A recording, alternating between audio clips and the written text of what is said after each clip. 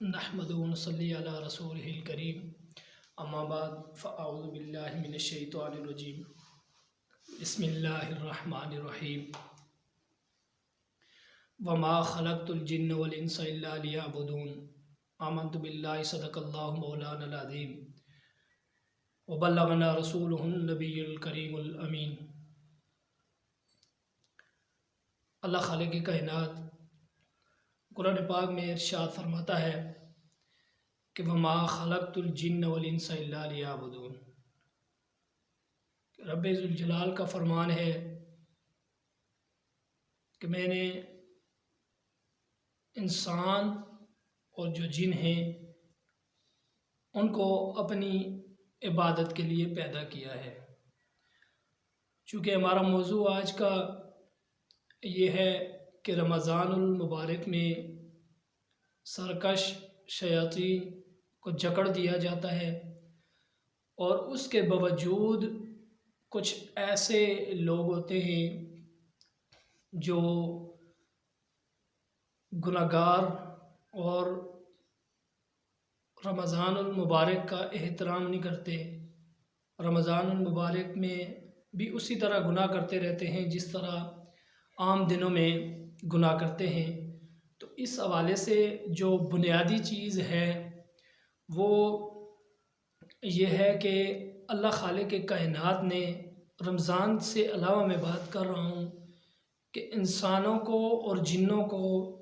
کس مقصد کے لیے پیدا کیا ہے۔ میں اپنے موضوع کی طرف آؤں گا کہ جو لوگ رمضان المبارک میں بھی شیطان جکڑ دیے جاتے ہیں، اریسٹ کر دیے جاتے ہیں، پھر بھی گناہ کرتے ہیں، اس کی طرف آتا ہوں۔ مگر بنیادی جو باتیں ہیں وہ میں کروں کہ اللہ خالق کائنات نے انسان کو کس لیے بنایا ہے۔ اب انسان کا دنیا میں اللہ رب ذوالجلال کا جو انسان کی تخلیق کرنا ہے یہ کس لیے ہے، اللہ نے انسان کو اور جنوں کو کس لیے بنایا ہے۔ تو اللہ رب ذوالجلال نے قرآن پاک میں برملا یہ چیز بیان کر دی ہے کہ میں نے جنوں اور انسانوں کو صرف اپنی عبادت کے لیے پیدا کیا ہے۔ اب یہاں ہمارا دنیا میں آنا اس کا مقصد یہ ہے کہ ہمیں رب ذوالجلال نے اپنی عبادت کے لیے پیدا کیا ہے۔ تو سوچ فکر اور تدبر کی بات تو یہ ہے کہ ہم دنیا کے اندر آئے ہیں تو کیا ہم اللہ خالق کے کائنات کے جو حکم ہیں ان کے پابند ہیں یا نہیں ہیں، اللہ نے ہمیں دنیا میں کس مقصد کے لیے بنایا ہے اور ہم کس مقصد کو لے کر چل رہے ہیں۔ تو یہاں پر انسان کو سوچنا چاہیے، اس پر فکر کرنی چاہیے کہ ہمیں اللہ خالق کائنات نے کس مقصد کے لیے پیدا کیا ہے۔ تو چونکہ ہمارا جو موضوع ہے وہ یہ ہے کہ رمضان المبارک میں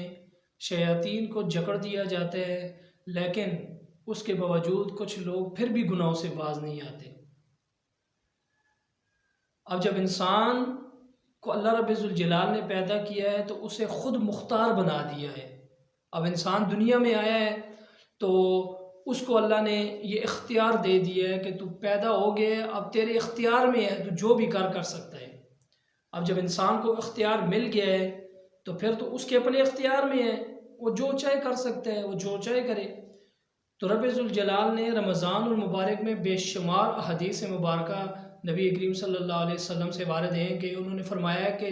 شیاطین اور نبی کریم صلی اللہ علیہ وسلم کا جو فرمان ہے وہ ہمارا عقیدہ ہے اور ہمارا ایمان ہے، اس پہ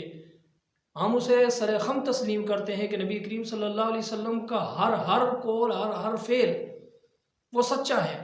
اب نبی کریم صلی اللہ علیہ وسلم نے فرما دیا ہے، بے شمار حدیث مبارکہ آتی ہیں اس حوالے سے کہ جو شیاطین ہوتے ہیں وہ جکڑ دیے جاتے ہیں، اور ہمارے سامنے جو عملی طور پہ جو چیزیں ہیں ہم دیکھتے ہیں کہ رمضان المبارک میں ہماری مساجد بھری پڑی ہوتی ہیں۔ اب لوگوں کا رجحان رمضان المبارک میں عبادات پہ زیادہ ہو جاتا ہے، تو اس کی وجہ یہی ہے کہ جو شیاطین ہوتے ہیں وہ جکڑ دیے جاتے ہیں۔ تو اس لیے لوگ رمضان المبارک میں مساجد کا رخ کرتے ہیں، عبادات کا رخ کرتے ہیں، اور پوری پوری رات قیام اللیل میں گزارتے ہیں اور پورا پورا دن جو ہے اللہ کے ذکر میں گزارتے ہیں، تو وہاں پر یہ بات، یہ سوال پیدا ہوتا ہے کہ شیطان تو جکڑ دیے گئے، اب اس کے باوجود کچھ لوگ ایسے ہیں جو پھر بھی اپنے گناہوں سے باز نہیں آتے۔ تو وہاں پر یہ چیز ذہن نشین کر لیں کہ جب انسان، یہ آپ نے بارہا سنا ہوگا کہ جب انسان چھوٹی سی غلطی کرتا ہے، چھوٹا سا گناہ کرتا ہے، تو اس کے دل پر ایک چھوٹا سا دبا لگ جاتا ہے۔ اب وہ دبا ایسا ہوتا ہے کہ جب انسان پھر گناہ کرتا ہے، اس گناہ پہ معافی نہیں مانگتا، گناہوں پہ گناہ کرتا ہے، تو پھر جب گناہ کرتے کرتے اس کا جو دل ہوتا ہے وہ زنگلود ہو جاتا ہے۔ اور پھر جب وہ گناہ کرتا ہے تو اس کو تو گناہ کی فکر ہی نہیں ہوتی ہے، کیونکہ اس کے دل پہ جب یہ اندازہ لگائیں کہ کسی چیز کو جب زنگ لگتا ہے تو وہ چیز بیکار ہو جاتی ہے۔ اب اس کا زنگ جب اتارنے کی انسان کوشش کرتا ہے تو وہ بیچ میں سے ریزہ ریزہ ہو جاتی ہے۔ تو جب انسان کے دل پر زنگ لگ جاتا ہے تو پھر اس کو گناہ ہی نہیں نظر آتا، اس کو پتہ ہی نہیں ہوتا ہے،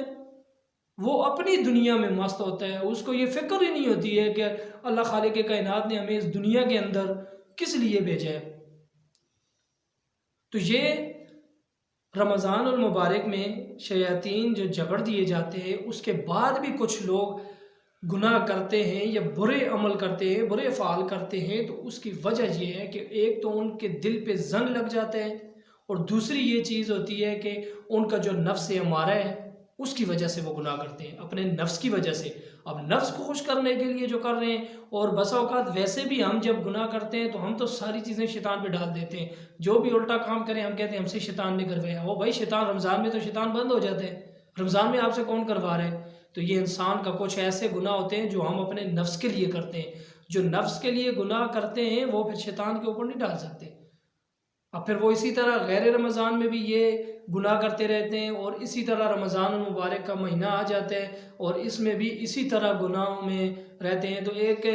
میرے ذہن میں حدیث مبارکہ آ گئی، مفہوم آ گیا کہ حضور صلی اللہ علیہ وسلم نے فرمایا کہ وہ بدبخت ہے وہ شخص، اس کی ناخواہ آلود ہو جائے جس نے رمضان المبارک پایا اور اس میں اپنی مغفرت نہیں کروا سکا۔ اب رمضان المبارک کا پہلا عشرہ جو ہے یہ رحمت والا ہے، دوسرا مغفرت والا ہے، تیسرا جہنم سے آزادی والا ہے۔ اب رمضان المبارک میں جو انسان اپنی مغفرت نہ کروا سکے وہ بدبخت ہی ہوگا، اس کو حضور نے ٹھیک فرمایا کہ وہ بدبخت شخص ہے کہ رمضان المبارک کا مہینہ پانے کے باوجود بھی وہ اپنی مغفرت نہ کروا سکے۔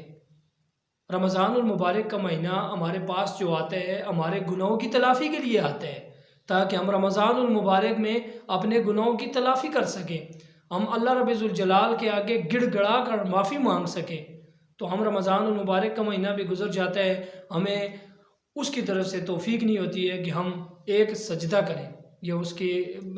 راہ میں کچھ قربان کریں یا نیکی کریں۔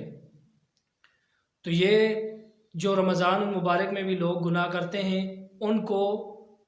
اپنے ایمان کی فکر کرنی چاہیے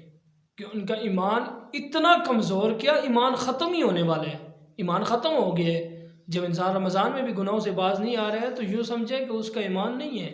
اس کے اندر جو ایمان کی انسان کے اندر جب حرارت ہوتی ہے تو وہ